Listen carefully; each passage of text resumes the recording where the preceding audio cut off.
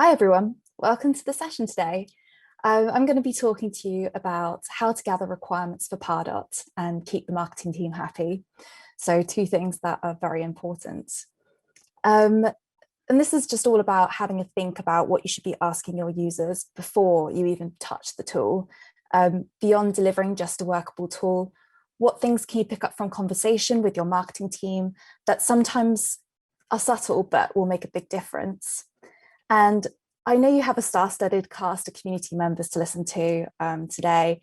And so thank you for attending my talk. And of course, thank you to the sponsors today for making this possible.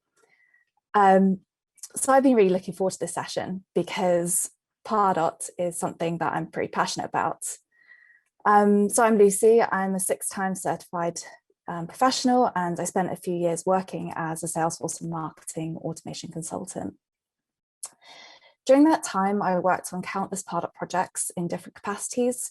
So there was the short-term projects, the longer term, some were at the implementation stage, some audits, general administration. So yeah, it's cliche to say this, but I've seen the good, the bad, and the ugly, and counts at different stages. So nowadays I'm the editor of salesforceben.com. Hopefully you would have heard of our site. We try to cover pretty much every Salesforce topic, but we have our work cut out as the ecosystem keeps expanding so fast. I founded a blog called The Drip back in 2016, which focuses on Salesforce marketing automations, that's Pardot, Marketing Cloud, and general marketing best practice within Salesforce. So check that out if you want to read up on Pardot from a consultant's point of view, because I have also not only myself, but other consultants contributing to the blog as well. So if these topics today interest you, you'll find lots more on there. Finally, I'm a Salesforce marketing champion, and I am the co-leader of the London B2B Marketers Group as well. So why requirements gathering and why now? Well, here are 3 compelling reasons why I chose to talk on this topic today. The skill of requirements gathering plays a big part in becoming a Salesforce consultant or advancing as a Salesforce admin to become more vocal or visible in the business. It's a process that's critical to reaching a better outcome with the completed project. Pardot is deceptively simple, so you may think you can plug in and play with next to no configuration, but that's actually a misconception. It's tempting to skip out requirements gathering when there's a tight deadline or limited budget resources, but if you take shortcuts at the beginning, you're likely to bump up against things like adoption problems further down the line, and worse, you may even leave your marketing team feeling sidelined. So I recently presented this same topic at Trailblazer Community Bootcamp for people preparing for the Pardot Consultant Certification. So this features as the first section of the exam guide. So I got assigned this section. I realized how broad the study requirements are for it, because it's all about the context around Pardot without focusing on specific features. So I realized it's actually the hardest to learn from study without any practical experience. And if you are coming into this with no practical experience, it can be daunting, but there are things you can know to point you in the right direction so you can gain that experience. And on that note, it's time to turn to you. When I was putting this together, I figured out that you guys, the audience, would be made up of Pardot admins, Salesforce admins taking on Pardot as an additional responsibility. It could be marketing super users who are in the team and responsible for driving the product forward and taking on like this business analyst responsibilities. And of course, consultants. But the point that I want to drum home is that you may be a consultant in air quotes without realizing it. Because what a consultant mindset is being an advisor within your organization. So things like, are you problem solving? Are you regarded as knowledgeable at the table? Do you pause and think, if this, then that, each time you try to make a decision? Do you listen to the whole story someone's telling you before jumping to a solution? And do you simply not take what people tell you to implement, but think about it in a long-term point of view? These are all important in having the correct mindset for embarking on requirements gathering. So today we're going to cover what is requirements gathering, but don't worry, I won't go into tons of detail on it. Pardot, again, a very quick overview, so we're all on the same page. Who you should involve in requirements gathering when it comes to Pardot projects. The formula that I use when I feel a bit overwhelmed. Then we go into the four parts of requirements gathering: preparation, the workshop, prioritization during the wrap up, and user acceptance and delivery. Finally, some challenges I want to highlight as well. So there are plenty of frameworks on how to do requirements gathering, but for the purposes of this presentation, I'm going to keep it very high level. So I've just defined this as asking or observing users about how they currently use the technology, the software, and their future aspirations for what they want to do in their work, and then how it's going to help them get there. So requirements will differ based on the following factors. The project type, is it Sales Cloud, Service Cloud, marketing, as we're talking about today, the project size. So in terms of the scope of what it's going to include can really differ, and industry. But on a side note, this is less relevant actually when it comes to marketing and Pardot, not so much as it would be in Salesforce, perhaps, where industry requirements differ by industry massively. But you do need to factor in some additional things for some industries with Pardot, but I won't go into that today. Why? I think, I've pretty much gone over this already, but it's essential for delivering and designing solutions that meet user needs and expectations. I think of it as leaving no stone unturned. You really need to look at what the technology you have at your disposal, to understand how the business operates, and in turn reduce assumptions as you go into the actual configuration part of the project. Now for a very quick overview of Pardot to make sure everyone's up to speed. However, I'm guessing you're attracted to this talk because you know at least something about what Pardot is. But Pardot is one option for marketing automation on the Salesforce platform.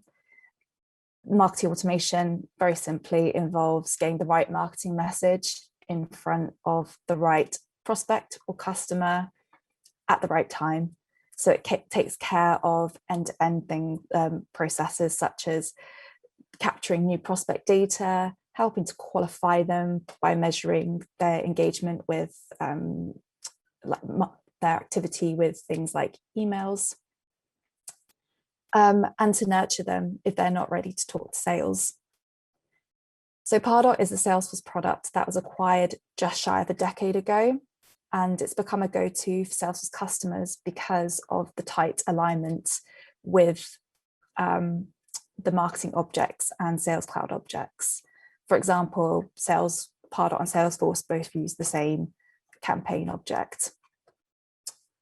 And also Pardot syncs with many other of the standard objects such as leads and contacts. So this makes it a popular choice.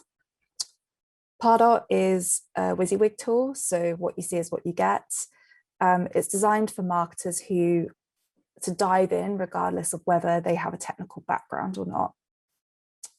And it's relatively unbreakable compared to Salesforce Marketing Cloud, for example, because most of what people see is people don't see behind the hood as much. But don't be fooled, it's deceptively easy. Like I said, it's not exactly plug in and play. There is still some configuration work and, well, a lot of configuration work in some instances, and it shouldn't be underestimated. And as I said, some people may be tempted to skip or brush past the requirements gathering stage, but it's a mistake. You wouldn't do it with a Salesforce org, so don't ruin your brand new Pardot account with chaos and technical debt by rushing into the technical work. So, lesson number 1 for today: marketing automation projects shouldn't just involve the marketing team. Handing over records between sales and marketing, which is a big part of marketing automation, that handover process is just so critical to the whole way the two systems operate with one another. So not just how, for example, adding the qualified prospect to a qualified leads queue for sales to pick up, but when. Is it after a certain amount of engagement? I've seen so many sophisticated Pardot accounts fail to get real traction because of this handover process where the leads don't actually reach the sales team because of some breakdown in the handover of the two tools. So who you should involve is obviously the marketing manager, management, and members of the marketing team. I've put from each sub team. So often that's split out by function, like you have someone looking after the campaigns, someone looking after social media. So just one person to represent each, at least one person to represent each subsection of the team. Or this could be split regionally. It depends how your marketing teams are split, at least one representative. Sales manager as well, and the sales team, one representative. It's really important because they're going to be also benefiting from the tool. And even if the marketing team are happy with Pardot and how you've designed it, if sales aren't happy with what they're receiving, then you're going to run into adoption issues. IT, I put not essential, but because if you're an admin, then you can represent this function on their behalf. But Pardot requires a couple of tasks with the website, hosting, but nothing taxing. But sometimes it's good to have IT in the room if they have questions.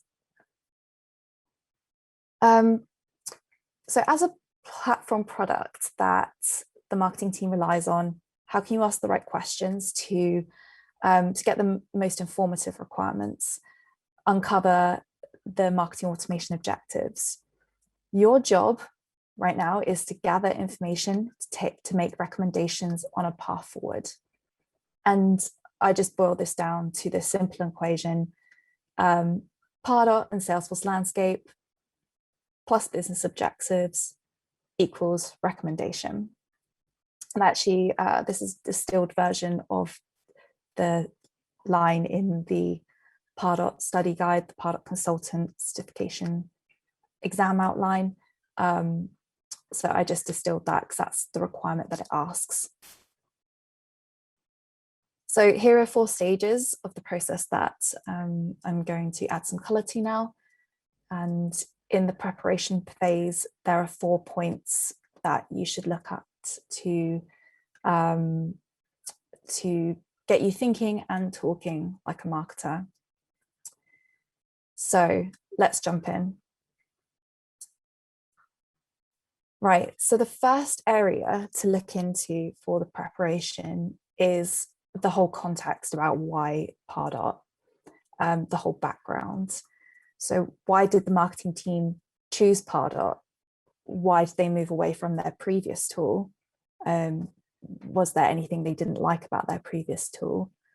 Which other that you should avoid? Which other tools were in the evaluation process as well? And why didn't they make the cut?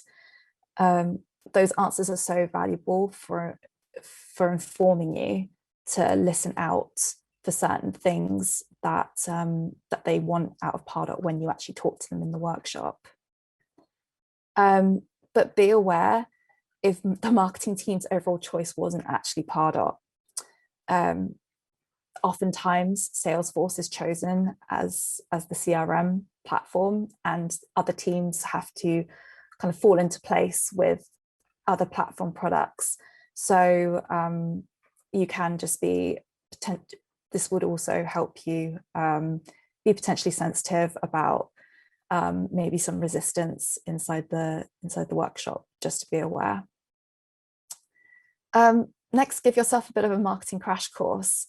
If you're completely new to marketing automation, there are a few things to look into. I'll come back to marketing objectives later because I'll show you some example objectives that you can take with you into the workshop to help you. Then next is ICP and personas. ICP stands for Ideal Customer Profile. And that's just basically how well this prospect fits with your ideal buyer. So you know that your product or service fits, for example, people in the manufacturing industry that are from companies with more than 1,000 people. So your ideal customer profile would be someone that ticks those boxes. It's worth doing this investigation ahead of time because eventually you'll be building these profiles inside of Pardot and automating them. Multi-touch attribution. Now, this is quite a mysterious concept to most people, and it just sounds like such a mouthful, but it's the holy grail for marketers. And it's all about linking marketing activity happening in campaigns with opportunities in Salesforce. So marketing can prove that what they're doing is contributing to the company revenue. So you leverage the campaign influence feature here.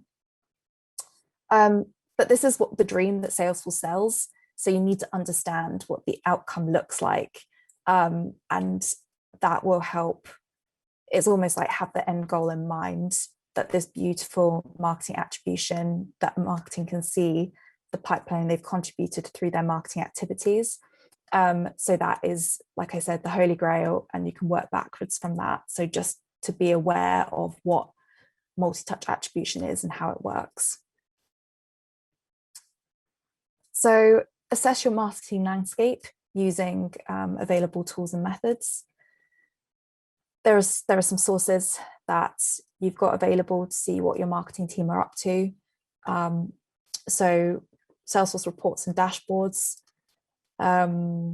If you already have Pardot and you have B2B marketing analytics, you can look at those dashboards.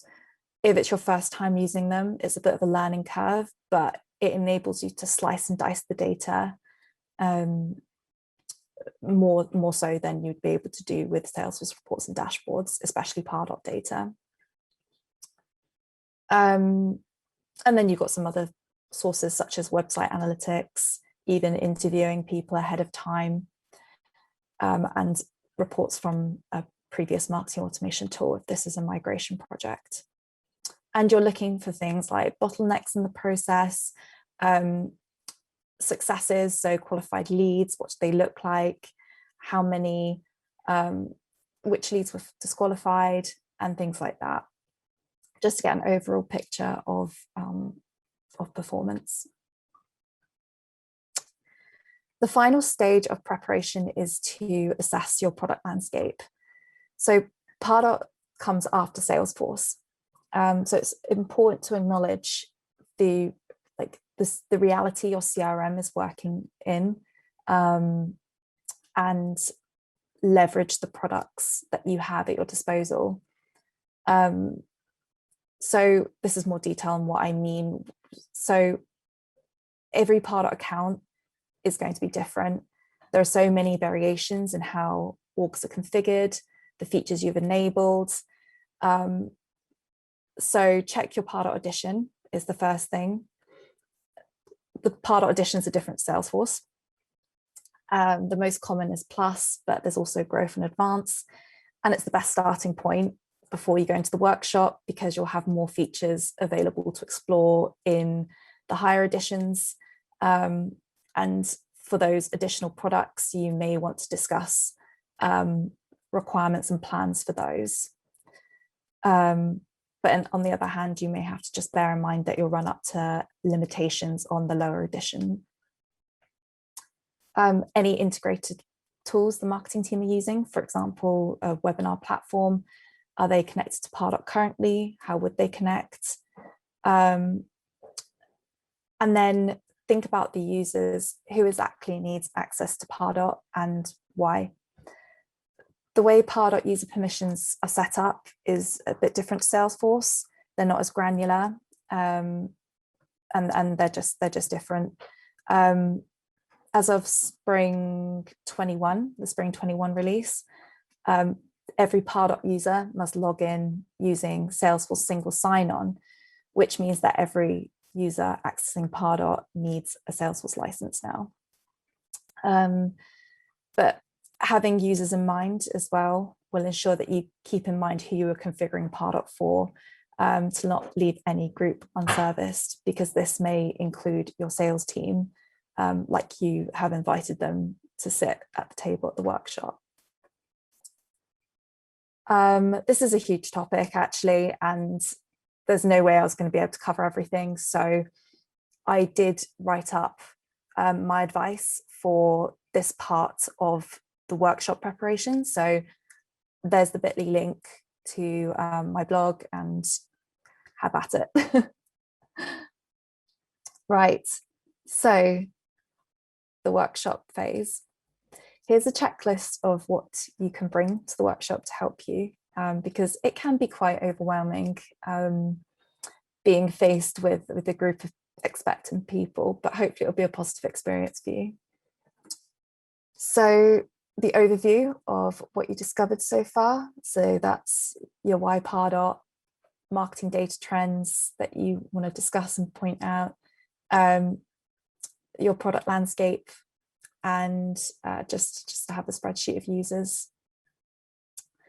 Then I'm going to talk about marketing business objectives, customer journey, and then the other things you can have, or that you should have, is questions for each person at the table. So so you can actually find out and question what they do, when and why in their working days.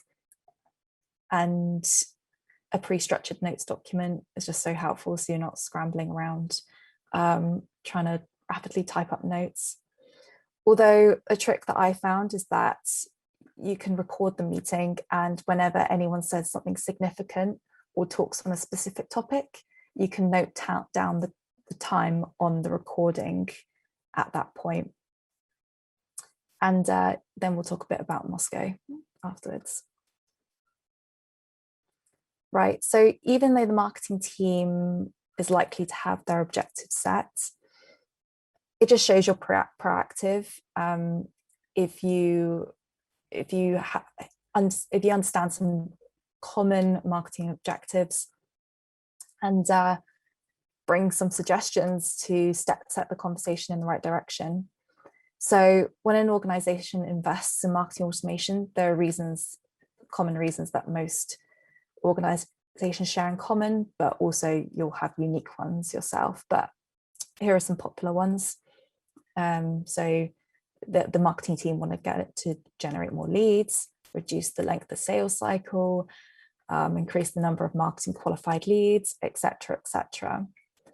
If you want ideas for more business objectives, you can actually check out Pardot's own customer case studies, and they will give you a good idea of the before state that people were in and the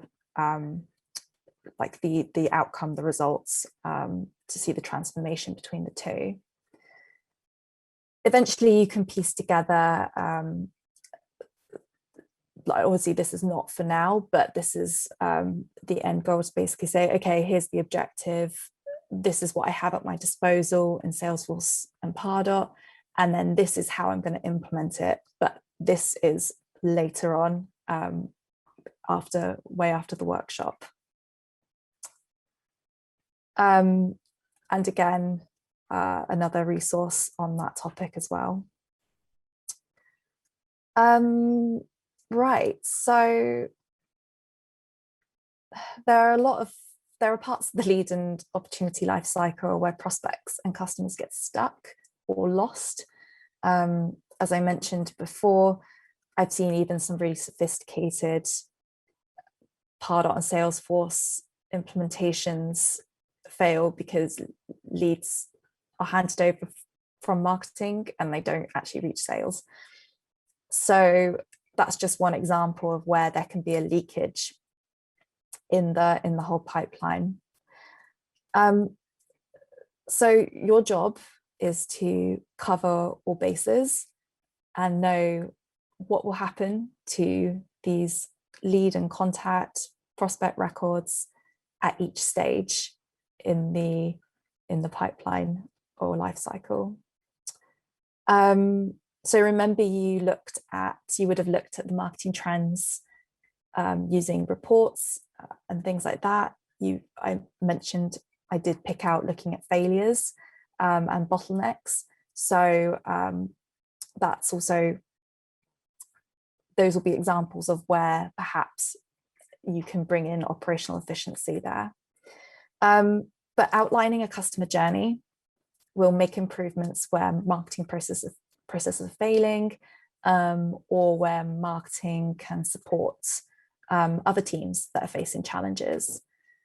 So I find that one of the most helpful activities to do is to talk about the customer journey as a whole. People don't often think about marketing supporting other sections of the journey. So, for example, further down in the pipeline, in the opportunity stages.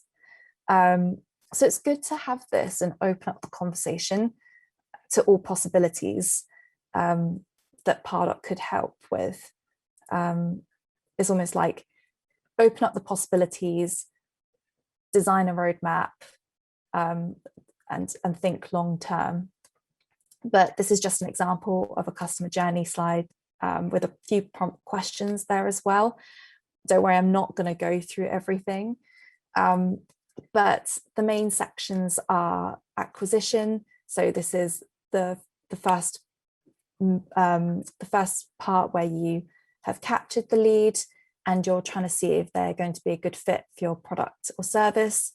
And qualification could be either marketing qualifying them, or it's handed to a sales rep to qualify.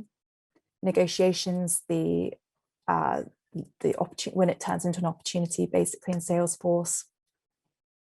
Onboardings when they become a customer, and upsell, obviously, that's self-explanatory. But feel free to use these as prompt questions when you're having those conversations, and I'm sure you'll think of many more as you start asking them. But the disqualification stage is often forgotten about, actually, because what happens when records are falling out of the opportunity and lead lifecycle, that's where marketing can step in, do things like reactivation campaigns, and really bring value to low-hanging fruit in some cases. Right, so imagine you're coming to the end of the requirements gathering session. At this stage, you would have clarified what you discovered in your preparation, talked about marketing objectives, and asked all the questions you had lined up for each person around the table, looked at the customer journey. However, while looking at the customer journey gets everything out in the open and people get excited. Pardot is best implemented step by step. And especially if you have I call it a young Salesforce org, so one that's new and currently changing itself. Pardot has to slot around Salesforce. And as I said, should always come after your Salesforce implementation. So that's why you should carve out extra time at the end of the workshop to put some priorities in place. Well, it could be at the end of the session, but if you have the luxury of actually booking a new session entirely, that's best. So people have time to digest everything. But I know in some projects that's not always. People don't have that much time to give, especially busy management. So this is the Protation Phase. As I said, phasing out, good idea. That's your objective here. Just be aware when you are prioritizing what finite resources you have. So time, budget, people, that's going to help you say, whoa, okay, we're stuffing too much into phase one, like what's actually feasible. And then any necessary or non-negotiable items that are core to the actual implementation of Pardot. So one example is setting up the tracking code for the website. That has to go into the must-have category. So yeah, this is Moscow. You may have heard of it before. Must have, should have, could have, won't have. And you can place the requirements that you have from the session into these boxes. And you can actually do it interactively as well, using a real-time whiteboarding tool called Miro. So everyone can be on their laptops, especially now as all workshops will be online. That way, you know, it's a interactive discussion. And people can visibly see, okay, if I want to prioritize this, then what do I have to bring down? And then from there, you'll take it away and phase it out. Right, so you may already know the usual user acceptance and user testing and user training expectations. And I know that I had a 40-minute slot to talk to you, so I wasn't going to cover those. Instead, I wanted to emphasize something that often gets overlooked actually in projects, and it's the user interface. We kind of forget to ask these questions about what people actually want to see and how they want to interact with Pardot data. So Pardot data can be displayed in Salesforce in so many ways. As the tools have got closer and as Pardot's been built on Lightning, there's just been an explosion of different ways data shows up in fields, components, and actually embedded dashboards. You see at the bottom left there, that's something called an engagement history dashboard, which is actually Einstein Analytics embedded into a Salesforce record page. But anyway, I digress. The thing that when you look at the user interface, you've got to decide, how can you help adoption without causing complete overwhelm? And you have to decide whether you want to add everything at first and then evaluate a month down the line, see what sticks, and remove what users don't actually need. Do they use that component, for example? Did they even notice it was there? Or do you keep the interface clutter-free and add one thing at a time potentially, and then ask users after that?